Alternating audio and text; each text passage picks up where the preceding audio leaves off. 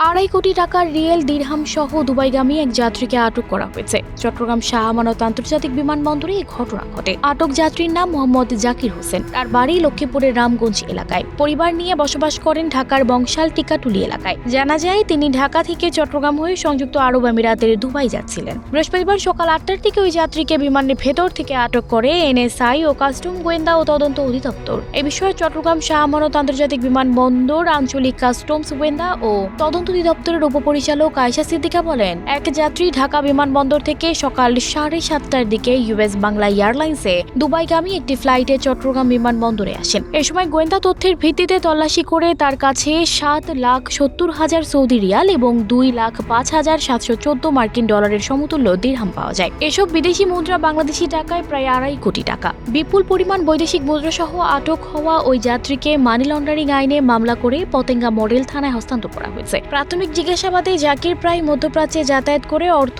পাচার করেন বলে স্বীকার করেছেন।